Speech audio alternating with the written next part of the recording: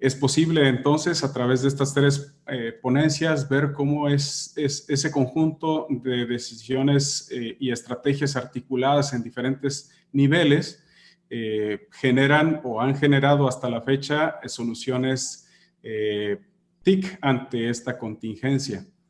También hemos podido apreciar de las tres ponencias cómo hay un conjunto de aprendizajes que sería interesante resaltar a través o complementar a través de las preguntas que vamos a empezar a formular. Esta pregunta, la primera pregunta va dirigida al ingeniero Oscar León. ¿Dónde podemos consultar las medidas extraordinarias que usted mencionó y que se tomaron específicamente en México? Es decir, cómo se destinaron los recursos, a qué organismos o empresas se acercaron. ¿Nos podría comentar algo, por favor? Claro que sí, Julio. Sí, sí vi la pregunta que hizo Erika Cano.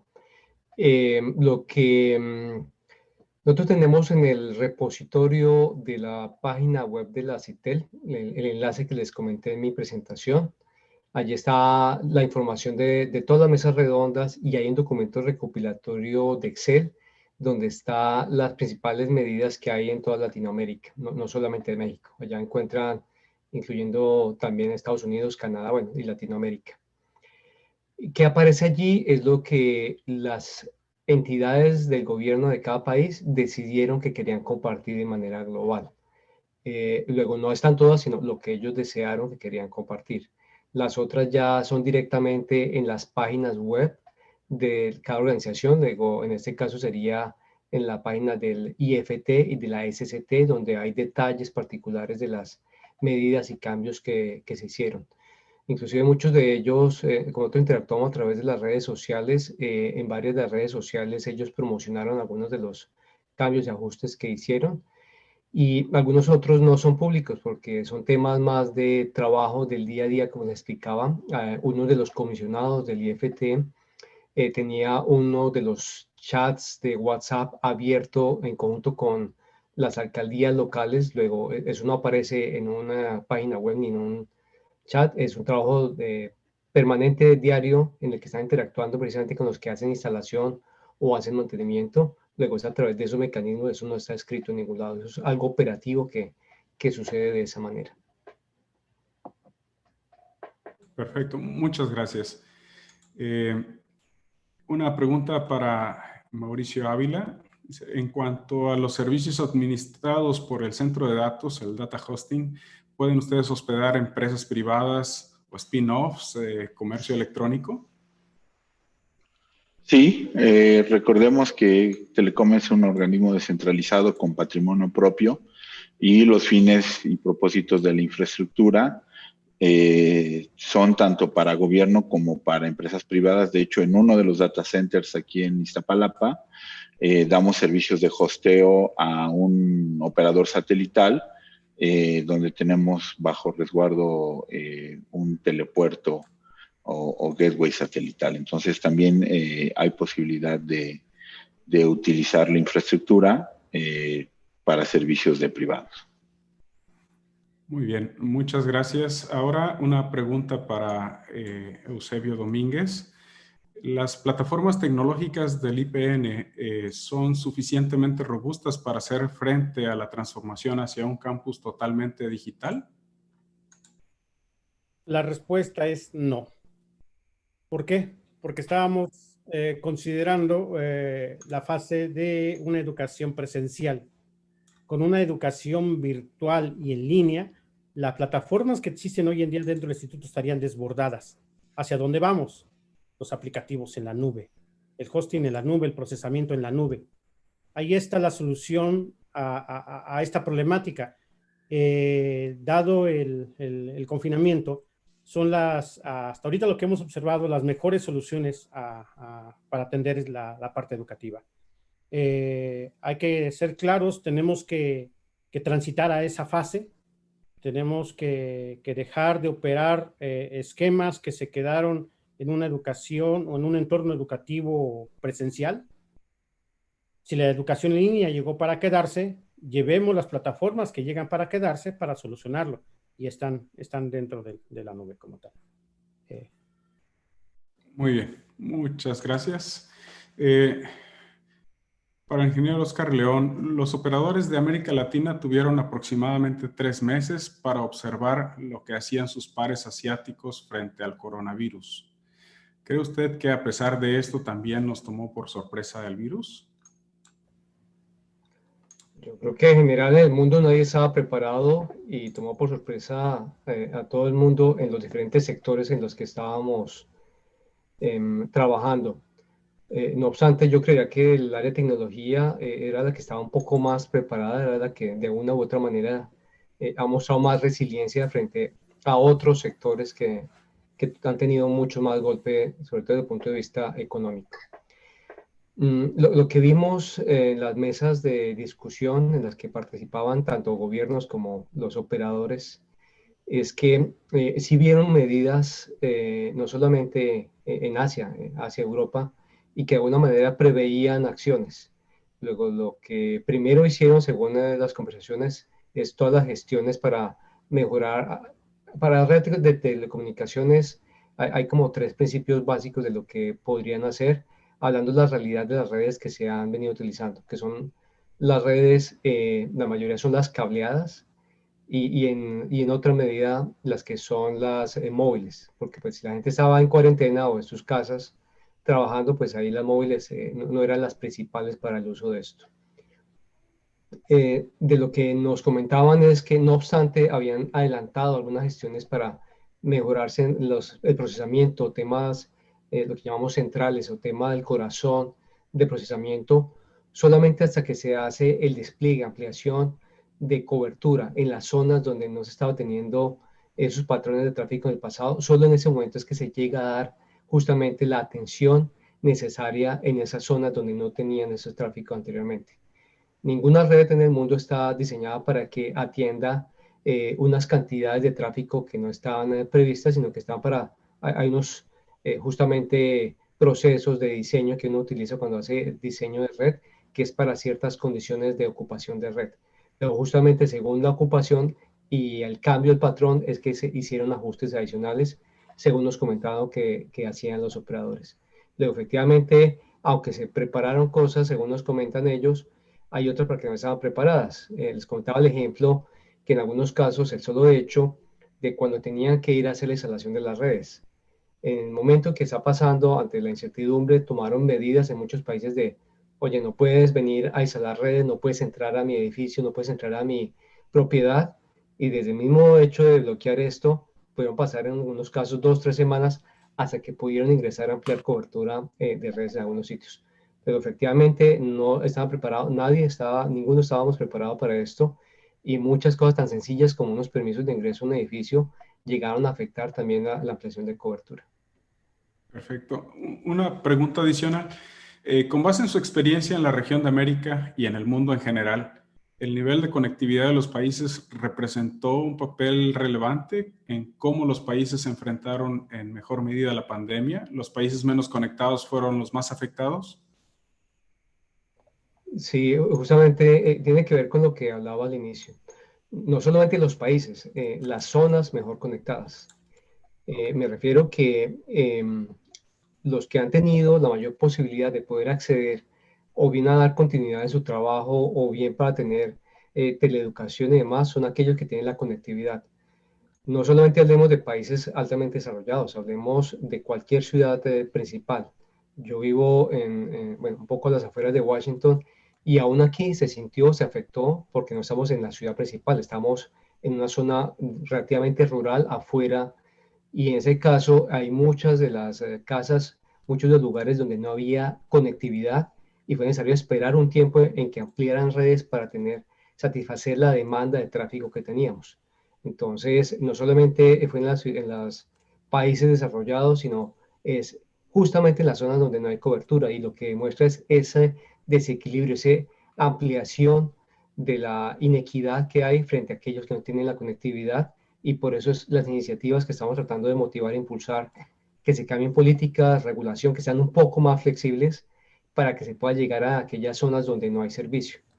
De pronto un ejemplo para entender eso más claramente, cuando hablábamos en las mesas de trabajo entre la industria y también pues los ministros, los reguladores, hay obligaciones regulatorias en muchos casos en las que en aquellas zonas donde no tienen cobertura, si quieren llevar cobertura, deben instalar centros de atención al usuario, deben instalar una serie de requisitos para atención de revisión de equipos técnicos y bueno, otra serie de condiciones que hace que los operadores no quieran llegar a esas zonas. Entonces, justamente era qué más se debe eliminar, qué flexibilización se debe dar para poder dar cobertura donde ellos no están llegando, precisamente para que sea posible, sea factible, viable poder llegar a esos lugares. Entonces, precisamente esa fue una de las medidas que se han venido motivando, promoviendo que ocurran en Latinoamérica especialmente. Bien, y una pregunta adicional. ¿Cómo visiona la CITEL después de las enseñanzas que nos está dejando esta pandemia, los nuevos sistemas de telecomunicaciones, los nuevos estándares? Porque usted mencionó al inicio que 5G lo trabajaron desde hace 7 años. Bueno, actualmente ustedes trabajan en lo que será realidad como estándar internacional dentro de 7, 8, quizás 6 años. Entonces, ¿cómo visionan con este cambio tan abrupto y disruptivo de una pandemia que puedan ser los nuevos estándares, las nuevas ideas acerca de las redes de telecomunicaciones? Pensando también en el hecho de que las brechas digitales, desde siempre ha sido una gran aspiración humana cerrarlas, ¿no? Pero cada situación como esta nos pone ante el reto de que se amplían esas brechas. ¿Cuál sería la visión de CITEL en ese sentido? Yo creo que aquí es importante tener claridad, diferenciación de dónde es que se usan las tecnologías. Cuando hablamos de 5G y lo que estamos hablando ahora en preparación a la conferencia mundial de 2023, son tecnologías que van a ser utilizadas principalmente en los centros altamente, densamente poblados. Mucho de esto va a ser en centros donde económicamente requieren y hacen uso de esa tecnología. El 5G, aunque lo empezamos a trabajar hace 7, 8 años, van a pasar todavía 4, 5 o más años para que lo veamos en muchas de las zonas apartadas de nuestros países. Inclusive, aunque tengamos, y puedo hablarle de ejemplo de más de 10 de nuestros países en Latinoamérica, que aunque tienen 4G instalado, realmente es 4G en sus estaciones base, pero no tienen el transporte, no tienen la red de fibra óptica, una red de microondas de alta velocidad que permita hacer uso de esta tecnología.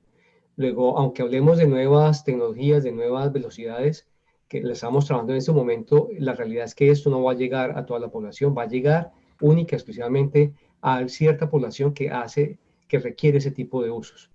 Inclusive lo que hemos visto ya con ya con la realidad, la experiencia de lo que está pasando en ese momento, lo que más se está utilizando durante la pandemia no es precisamente el 5G.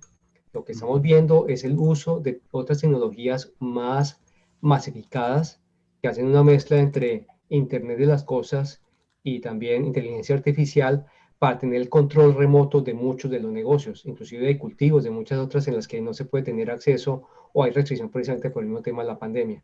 Entonces es allí donde se está tratando de innovar, es en el uso de algunas tecnologías que medianamente estaban aplicando para que se puedan utilizar de manera masiva. Esto es que ya los costos se hayan descremado a mercados y ya hayan bajado tanto los costos y se pueda hacer uso masivo de las mismas.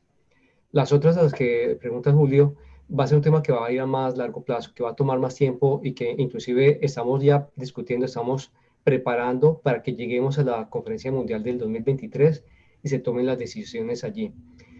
Es un poco temprano para decir cuáles de ellas van a ser las que se acepten o no, porque al final es una discusión. Nos pasó ya en noviembre, diciembre, Mauricio que nos acompañó por allá, Mauricio Ávila nos acompañó en la conferencia y cualquiera de los que estuvimos allá nos dimos cuenta que efectivamente las decisiones dependen de muchos intereses que hay en los continentes.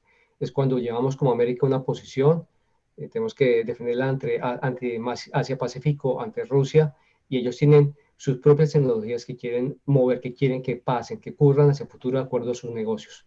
Luego, es prematuro para poderlo decir. ¿Qué sí puedo decir con base en las tendencias que estamos viendo? Y es que cuando buscamos llegar a conectar los no conectados, es donde aparecen alternativas a lo que se viene haciendo actualmente. es decir, la telefonía móvil, que es la que ha permitido más rápidamente llegar, porque desplegar tecnología fija pues es muy complejo por los recursos necesarios, llega, pero hay cierta cantidad de localidades más pequeñas a las que no ha sido posible. Y donde entra a funcionar ahora son sistemas satelitales, satélites de nueva generación en los que se logra unos costos para llegar con el Internet a unos valores mucho más bajos que en el pasado ni nos imaginábamos que iban a ocurrir. Luego esa es una de las salidas. La otra que vienen desplegando y han anunciado ya varios de los operadores satelitales son plataformas de gran altura, los hubs, en los que permiten que se pueda tener cobertura más rápidamente con muy pocos de estas plataformas. Luego la otra tendencia en la que vamos a ver en los próximos años un despliegue importante y tratar de dar cobertura justamente donde no han podido llegar los móviles. Muy bien, muchas gracias. Esta es una pregunta para Mauricio Ávila. La pregunta es cómo se ha usado el Morelos 3 en esta contingencia y aprovechando enlazando la pregunta, ¿cuál es el porcentaje de la capacidad satelital utilizada actualmente? Sí, en Morelos 3 básicamente hemos visto el incremento de tráfico en particular por dos usuarios, la Guardia Nacional y la Secretaría de Marina, los cuales pues tienen misiones específicas de apoyo a la población, principalmente en la Marina, en zonas de contagio y donde llevan hospitales móviles o centros de salud móviles. Hay que recordar que Morelos 3 no es tanto una solución de banda ancha, sino es una solución de logística, de coordinación para las propias entidades. Sí hemos visto el incremento del tráfico durante esta pandemia, derivado básicamente de todos los operativos desplegados a lo largo y ancho del país y que utilizan el satélite como medio de coordinación y logística. Actualmente el satélite bicentenario está ocupado al 70% de su capacidad y el satélite Morelos 3 está ocupado al 20% aproximadamente de la capacidad que tiene disponible en cuanto al espectro. Ok, y esa baja ocupación, ¿a qué se debe en el caso de la ocupación del 20%?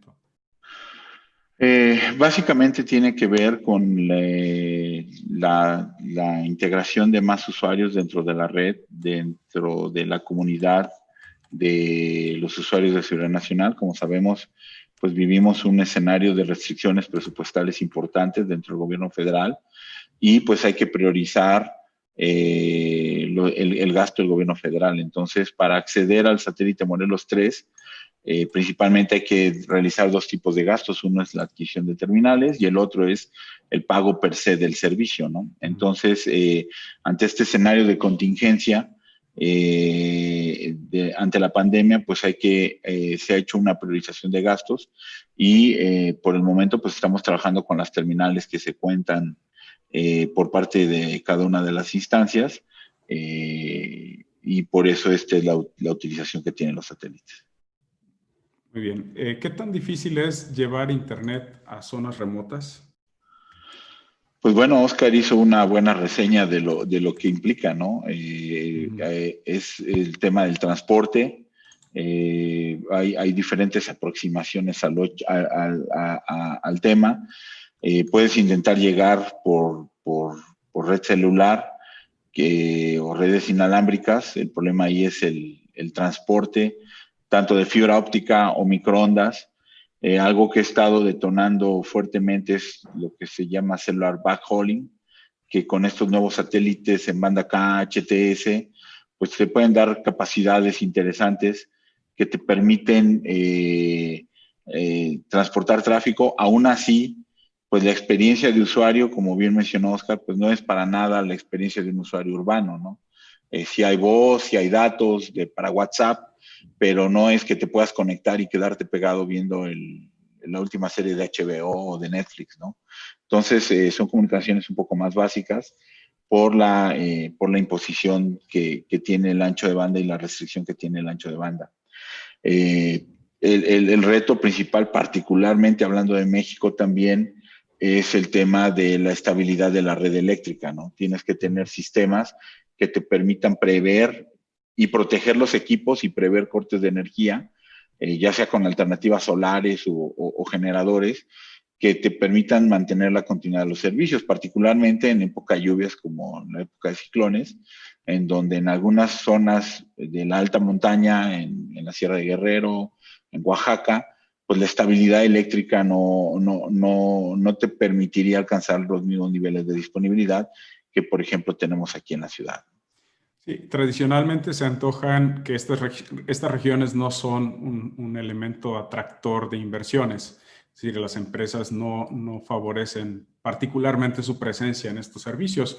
¿Se concibe la posibilidad de una asociación público-privada para proveer de estos servicios, siendo que en estas condiciones como las que atravesamos se vuelven trascendentes, aunque sea un Internet limitado para poder sostener comunicaciones que pueden convertirse en comunicaciones de emergencia?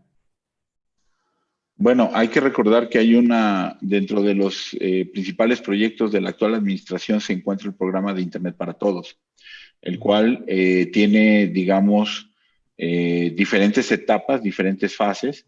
Una de ellas es precisamente llegar con la red compartida, con la red de 700 MHz, llegar a zonas remotas, soportados tanto con redes terrestres, también con celular backhauling satelital, para ir ampliando la cobertura e ir llegando en estas zonas rurales. Sí es un esfuerzo del gobierno federal y hay etapas subsecuentes en donde ya poco a poco se van desplegando anillos de fibra que van a permitir ir integrando esta red de transporte masiva y poder integrando más sitios y más comunidades dentro de este programa, cuyo objetivo es llevar el Internet a sitios públicos en comunidades rurales. Actualmente el programa no contempla otros participantes más allá de CFE Telecom, que es el operador de la red de fibra óptica, o de Altán, que es el concesionario que ganó el concurso para la red compartida con el uso del espectro del propio gobierno federal, pero pues no se descarta la participación de otros actores, por ejemplo, operadores satelitales para proveer el celular backhauling, que serían integrados por el propio Altán para llevar sus soluciones. ¿Cómo percibe el mantenimiento satelital a futuro, tomando en cuenta la anterior normalidad y la denominada ahora nueva normalidad? Bueno, definitivamente la pandemia ha representado un reto, pero también una oportunidad para optimizar nuestros procesos, todos nuestros procesos de mantenimiento y coordinación. Con la adopción de estas medidas contingentes, pues también hemos detectado que hay procesos que a través de teletrabajo y a través de coordinación, digamos, virtual, hemos podido hacer eficientes. Lo que preveemos es que la pandemia continúe por X número de meses, una buena cantidad de meses. Sin embargo, con la experiencia adquirida no prevemos un riesgo mayor en la continuidad de los servicios. Se han modificado procedimientos, se han actualizado procedimientos, sobre todo todos los que tienen que ver con el mantenimiento, digamos, de sistemas informáticos, bases de datos, bitácoras, registros, sistemas de la atención del negocio, como son los temas de billing, de atención a quejas o atención a fallas. Todo eso se ha optimizado y creemos que hemos adoptado las medidas suficientes que nos permiten mejorar y dar una mejor atención a nuestros clientes. La parte física, pues no tiene vuelta de hoja. Darle mantenimiento a una antena de 13 metros, pues requiere la presencia física del personal. Pero, pues evidentemente, pues también se recolectaron todas estas prácticas de sana distancia, sanitización de herramientas, sanitización de implementos que te permiten realizar la actividad sin mayores contagios. Bien, ahora quisiera hacer una pregunta a los tres. ¿Qué experiencias deja en el sentido de la regulación o en la gestión de los permisos esta pandemia? ¿Necesitamos flexibilizar algo? ¿Debemos actualizar los procesos de regulación para responder más ágilmente a estos retos? Quien guste empezar. Bueno, sí. Adelante, Oscar. Si desean, pues justamente hizo parte de del primer lineamiento estratégico que les comenté que tuvimos en las mesas redondas. Es evidente, o sea, realmente requiere, y las modificaciones se hicieron por parte de algunos de los países, otros pensaron que de pronto todavía no es el momento, que tenían que esperar que pasaran más tiempo para mirar qué modificaciones se hacían. Eso está un poco también relacionado con lo que Mauricio estaba explicando de la cobertura. Yo tengo una cantidad, aquí enfrente, tengo una cantidad así de localidades que no están cubiertas. De esta, con las iniciativas, con las redes 700 se cubrirán X cantidad, con satélite se cubrirán otro, y habrá todavía una cantidad de ellas en la que no va a ser posible llegar. Y entra el cuestionamiento: ¿qué hacemos? ¿Qué cambiamos? ¿Cómo podemos llegar a esos sitios? Entonces, la primera de ellas definitivamente está relacionada no solamente con los permisos, no solamente con el poder tener acceso al insumo básico para que funcione. Eso implica también otras condiciones. Yo les he hablado a ustedes temas como tener acceso dinámico al espectro, un mercado secundario de espectro. ¿Esto qué es? En estas zonas donde no hay cobertura, no es que falte el espectro, el espectro está allí. Cuando un operador desea prestar el servicio, tiene tres necesidades o tres condiciones para ampliar la cobertura. O bien tiene mayor cantidad de estaciones del tipo de servicio que sea que tiene, o tiene más espectro, o también optimiza su red. Luego, la optimización habitualmente lo están haciendo porque cualquier mejora implica también no solamente mejora en la calidad, sino más ingresos para el operador. La instalación de infraestructura pues depende también de recursos de dinero. Luego, aquí no depende del espectro, sino depende específicamente de poder ampliar mayor cantidad de redes. Luego, para poder hacer eso, les puse el ejemplo de algunos países en la que se eliminaron algunas obligaciones que están por norma hace 15, 18, 20 años, en la que de pronto no es necesario porque hay otros mecanismos de poder atender, por ejemplo, temas de calidad o atención al usuario u otro tipo de obligaciones. Luego, es necesario cambiarlas si estamos pensando en ese post-COVID, cambiar las condiciones y realmente van a seguir hacia futuro, siendo necesario que se tomen esas medidas que la modifiquen. La segunda importante en ese sentido no es solamente los permisos que dan el gobierno, sino los permisos de acceso para instalaciones, para infraestructura. Y es que haya interacciones. Por eso les puse de ejemplo, les expliqué lo que estaba pasando en México, porque fue un muy buen ejemplo. Se está copiando ya en otros países. Y es que una alta autoridad del regulador o del ministerio, bueno, acá la SST, tenga interacción con los alcaldes, con los gobiernos locales para que permitan la instalación de infraestructura. Porque ¿qué sirve que los operadores, los privados, les hayan aprobado 5, 10, 20, 100 millones de dólares para instalar infraestructura si las comunidades no la dejan instalar? O bien por desconocimiento que les impacta, que el satélite va a hacer algún efecto en la salud o la celular, o por desconocimiento de lo que pasa allí, o por alguna otra razón en la que, óyeme, ¿por qué le instalas a mi vecino esta antena y va a recibir un arriendo o algún dinero por eso y no me la instalas a mí? Yo quiero esto. Y oposición en la misma comunidad para esto. Luego, una serie de situaciones en las que este tipo de acompañamiento, apoyo por parte de los gobiernos han permitido y permitirán que pueda seguir funcionando. No digo más cosas porque también a mis compañeros panelistas, pero hay como 3, 4 cosas más que implican ese tipo de acciones para poder lograr que se pueda atender justamente en este post-COVID las telecomunicaciones. Muchas gracias, Eusebio. Adelante.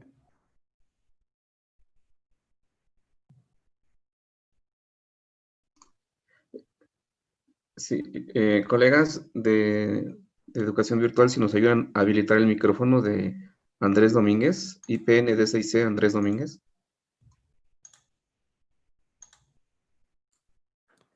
Listo. Perfecto. Desde el entorno del Instituto Politécnico Nacional. Las políticas gubernamentales en función a materias de conectividad y acceso a las tecnologías de la información deben de cambiar y modelarse hacia los entornos educativos. Debe existir efectivamente políticas reguladas para un uso habitual, común de las personas, para la parte empresarial, y debe de haber políticas centradas en los aspectos, en los ámbitos educativos especiales. No podemos o no se puede estar cortando todos con la misma tijera, como comúnmente se dice. Las regulaciones que existen hoy en día para el ámbito federal no son las mismas que se pueden aplicar para un entorno de educación, toda vez que, como es el caso del instituto, su enfoque es hacia trasladar el conocimiento científico y tecnológico hacia sus estudiantes. Esto, pues, lógicamente hace que los programas y los proyectos de tecnologías de la información dentro del entorno como el nuestro, un entorno como el nuestro, sean muy lentos y su proceso de adquisición, modernización, contratación, pues lleve consigo una serie de atención de regulaciones que propiamente reducen la capacidad de operación de las telecomunicaciones para el entorno educativo. Regresando, sí debe de haber regulación. Desde el punto de vista académico, debe de existir una regulación específica para tal, toda vez que lo que se busca dentro de ello, pues es trasladar ese conocimiento hacia los educandos. Muchas gracias, ingeniero Ávila. Sí, muchas gracias, Julio. Yo creo que todo el entorno regulatorio del país ha funcionado, digamos, de manera adecuada. Yo creo que tal vez uno de los retos más importantes que afrontamos es el uso de espectro en zonas rurales, digamos que de manera secundaria. El ejemplo claro es quien tenga una concesión nacional o regional, pues básicamente tiene los derechos sobre el uso del espectro y nadie más que quien tenga ese derecho puede desplegar redes con esas frecuencias. Sin embargo, como ya tú mismo lo comentaste, hay zonas rurales en donde pues no es atractivo el desplegar para esta compañía una radio base, toda la parte de conectividad terrestre, etcétera, por la baja densidad poblacional. Sin embargo, hay empresas locales, WISP, proveedores de servicio de Internet inalámbrico, que pudieran reutilizar ese espectro o aprovechar ese espectro de una manera más, digamos, proactiva, desarrollar ese núcleo poblacional y pues crear también esta adopción del uso de las tecnologías, porque también lo que observamos cuando llegamos a zonas rurales con servicios de Internet es que pues la adopción de tecnología realmente cuesta un trabajo significativo, ¿no? El hecho de enfrentarte a teléfonos inteligentes, aplicaciones de mensajería, etcétera, a veces impone retos importantes. Entonces, desde mi muy particular punto de vista, si se pudiera lograr el uso de las frecuencias en aquellos lugares en donde particularmente no hay un interés específico comercial, pero que empresas locales pudieran desarrollar redes para que una vez que se logre la adopción y se desarrolle el mercado, poderles integrar a las redes nacionales, creo que es una pieza de regulación que pudiera ser útil para lograr conectar estos núcleos cada vez más alejados y en donde el reto de conectividad es cada vez más difícil. Excelente propuesta. Definitivamente el desarrollo de las microeconomías en ambientes locales es importante y el aspecto regulatorio en muchas ocasiones es el motor o puede ser el freno. Y en este país, precisamente el desarrollo de estos ambientes, de estas microeconomías locales debe convertirse en un pilar para el desarrollo social. Muy interesante reflexión la que nos hace sobre la regulación. Aprovechando, Mauricio, una pregunta que nos hace aquí alguien, un compañero de la audiencia. ¿En este momento existe la posibilidad de realizar el servicio social en Telecom? Bueno, siempre ha existido. Mi caso particular, yo empecé haciendo el servicio social en Telecom. El único tema y reto que tenemos es el tema de la pandemia. Exacto. El acceso a las instalaciones es bastante restringido. Sin embargo, sí tenemos algunos programas en donde podemos recibir gente de servicio social y ya sea con sana distancia o teletrabajo, podemos validar las actividades que se estén desarrollando dentro de la institución. Bien, y otra pregunta dirigida hacia ti es, ¿qué canales en específico son los que proporciona Telecom para el programa Aprende en Casa 2? Bueno, los canales hay que recordar que salen, digamos, a través de las televisoras públicas, Televisa, TV Azteca, etcétera. La participación, el mecanismo es el siguiente: se producen los contenidos en la Secretaría de Educación o en Canal 11. Estos son enviados a RTC para su compilación y pautado. Después RTC distribuye hacia el Servicio Público de Radiodifusión lo que es educación básica, digamos preescolar, los canales, el contenido de primero a tercero de primaria en un segundo streaming, de cuarto a sexto de primaria en un tercer streaming. Es en estos tres bloques, digamos preescolar, primero a tercero de primaria, cuarto a sexto de primaria, donde Telecom participó en apoyo de RTC y SPR para darles el espectro y las facilidades para que se transmitan estos tres bloques en estos tres canales a cada una de las televisoras. Como opera es que los días miércoles se transmite vía satélite a todas las cableras y a todas las televisoras el contenido que será desplegado los días lunes y así vence consecutivo, ¿no? El día jueves lo del martes, el día viernes lo del miércoles. Entonces, y lunes y martes se utilizan pues para hacer mantenimientos, hacer el afinado de las redes y los canales. Y Telecom pues está cooperando con el espectro y el apoyo operativo, incluso tenemos una estación terrena transportable en stand-by que puede acudir en apoyo del SPR en caso de alguna falla de alguno de sus equipos. Pero en conclusión, pues estamos participando en la transmisión de los contenidos de preescolar y de los dos bloques de primaria, de primero a tercero y de cuarto a sexto. Bien, y en este sentido, Oscar, en la región de América, ¿qué estrategias se han usado para apoyar la educación básica? Bueno, la OEA, la CITEL, es más para temas de telecomunicaciones, corresponde a otra comisión interamericana a los temas de educación. El aporte o el apoyo que hemos tenido es más ser la soporte como la red, digamos, frente a las iniciativas que ellos están haciendo. ¿Qué se está haciendo? Es tener en cuenta que la conectividad por sí sola pues no sirve realmente para tener el efecto que uno espera. Tiene que estar acompañada de los contenidos, del acompañamiento a profesores.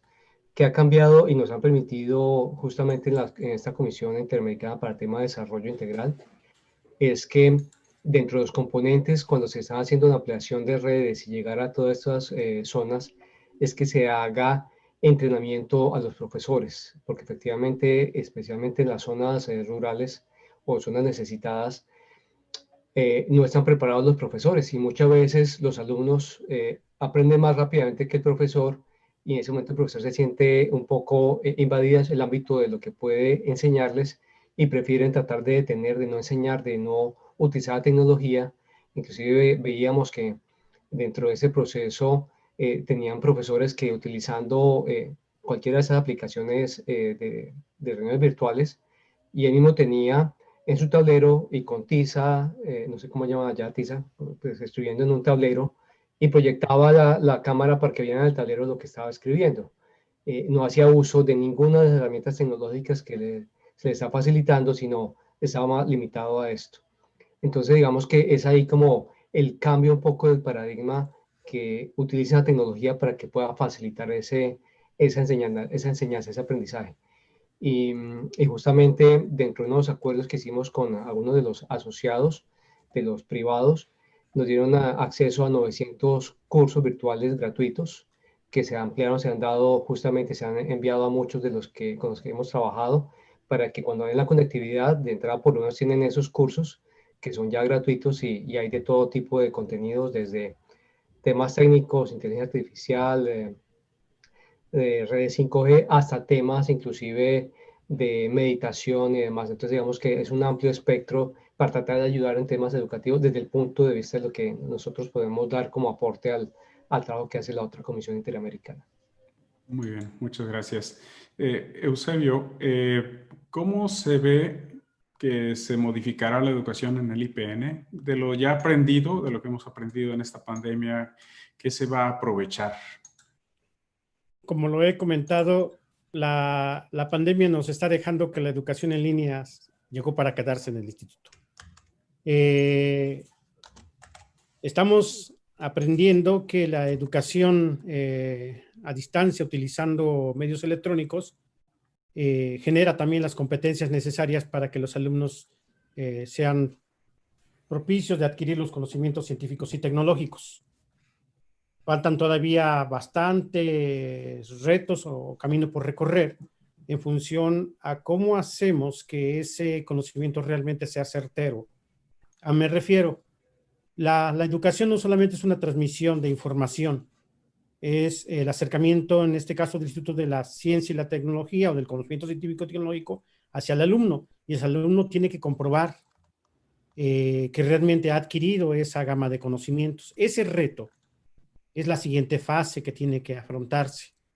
La enseñanza de estos primeros meses de confinamiento nos está enseñando que la tecnología sigue siendo una herramienta, no es el fin, sigue siendo el medio, y eso no lo debemos de perder nunca. Nuestro fin realmente es la transmisión de ese conocimiento, que el alumno adquiera las competencias, que el alumno realmente desarrolle sus habilidades de conocimiento científico y tecnológico para que lo lleve a la ejecución en el campo, en algún campo laboral o en algún campo de desarrollo personal.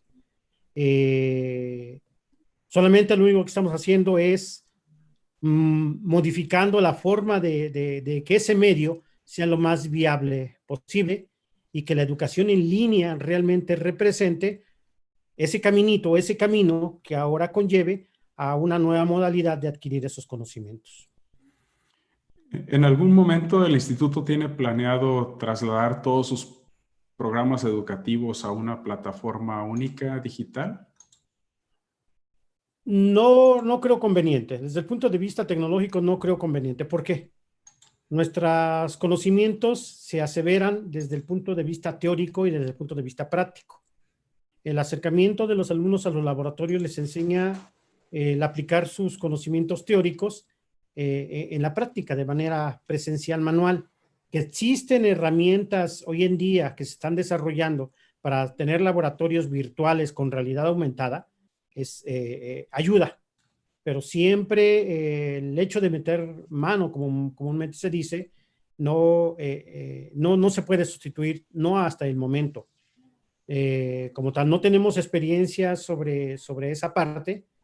No podríamos trasladar todos nuestros programas de estudio a un conocimiento en línea.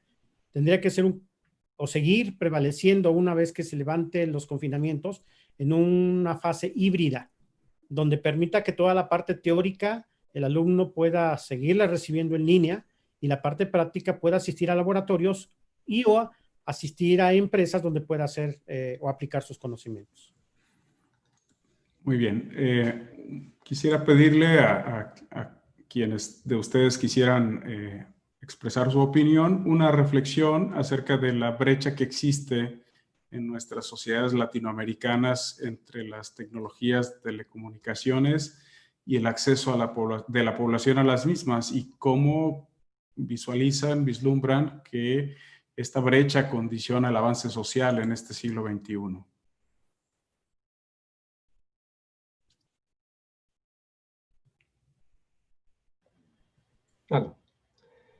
Yo voy a dar una corta respuesta. Yo tengo otro panel en 8 minutos y debo desconectarme para probar antes de conectarme al otro panel. El hecho justamente de las conexiones virtuales ha generado que ahora se están haciendo casi 8 o 10 paneles por semana. Sí, perdón entonces que te interrumpa porque quizá entonces sería la oportunidad para que además nos ofrecieras unos comentarios finales a manera de conclusión, dado que te vas a tener que desconectar unos minutos antes. Sí, bueno, lo primero es que la CITES, la OEA, es abierto justamente para participación de todos los interesados. Los documentos, los estándares, los acuerdos que se hacen tanto para temas de espectro. Ahora estamos preparando la Conferencia Mundial de Estandarización de Telecomunicaciones y el siguiente año va a ser la Conferencia Mundial de Desarrollo. Está abierto justamente para su participación. En muchos casos, a través de la SCT y el IFT, recibimos los insumos de la academia, insumos de muchos otros participantes del sector, para que se vean reflejados en los trabajos que hacemos.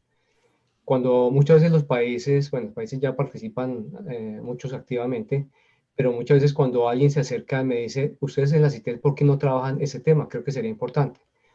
La respuesta es porque tú no lo has propuesto, porque tú no lo has llevado allá. Y es que está abierto, yo tengo más o menos unos 160 jefes, de los cuales son 34 países, 100 privados, más mis jefes en la OEA. Y es porque efectivamente nosotros estamos escuchando y estamos implementando y ajustando todos los programas, proyectos y actividades con base justamente en las propuestas que llegan de ustedes. Y ustedes tienen un canal para esto que, como les digo, es el SCT y la IFT.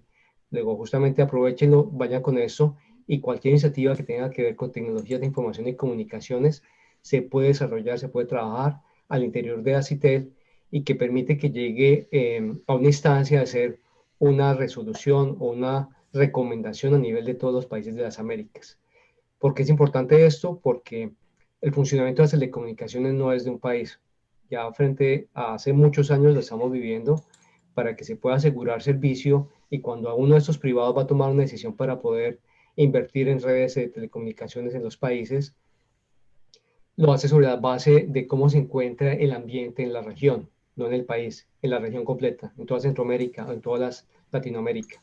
Y es donde debemos ser conscientes de los que estamos trabajando en ese sector, que debemos trabajar en conjunto para lograr justamente llegar a esas decisiones de alto nivel que llegan y que sean homogéneas para asegurar que se puede tener el acceso por parte de los que más están necesitados, de llegar justamente a conectar los que no están conectados. Entonces, de ahí de pronto como una invitación, más que una conclusión, porque creo que hemos hablado bastante de los temas, es más una invitación a su participación justamente activa en estos espacios que tenemos.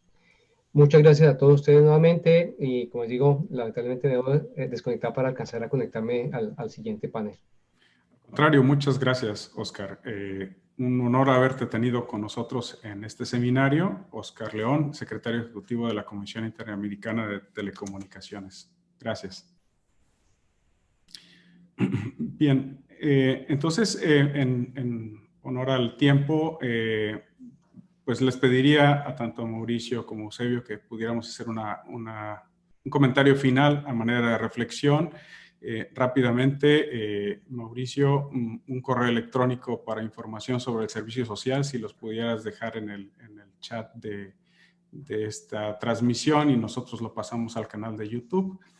Y por otro lado, Eusebio, una pregunta que nos hacen sobre las herramientas con las que contamos en el IPN para accesibilidad, como inserción de subtítulos en conferencias, modificación de imágenes para agudeza visual. Esto muy previo, como comentario previo a su cierre. Bueno, si me permiten, pues realmente el tema de la pandemia nos puso a prueba a todos, tanto en la resiliencia y las habilidades técnicas para poder mantener los servicios funcionando con la calidad que esperan nuestros usuarios. No ha sido un reto fácil porque a la par de salvaguardar la operación de los servicios hay que salvaguardar la salud de los técnicos, ingenieros y demás personal que nos apoya en la prestación de los servicios.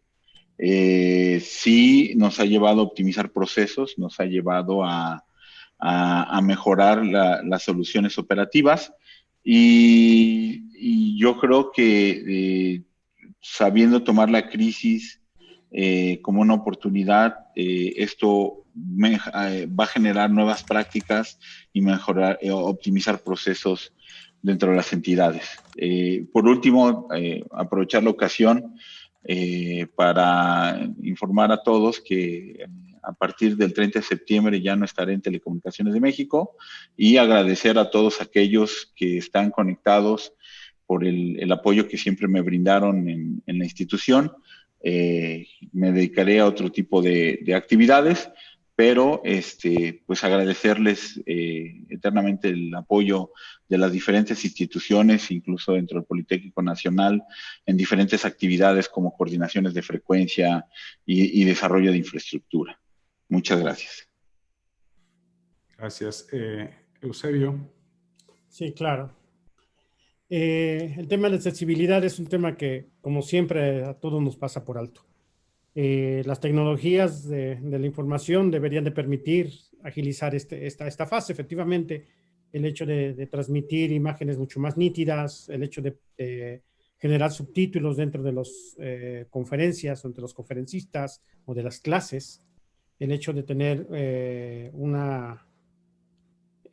acceso al sonido mucho más eficiente, mucho más amplio, es algo que siempre limita o ha estado limitando dentro de las tecnologías. Sin embargo, es algo que la tecnología puede resolver. Dentro del instituto es otra de las fases que tenemos pendientes. Aún no hemos implementado el proceso de accesibilidad para las gentes con capacidades diferentes, y es otro de los retos que nos llevamos de este panel como tal para poderlo afrontar. Si la tecnología va a llevar a la educación en línea, es algo que no se debe de escapar.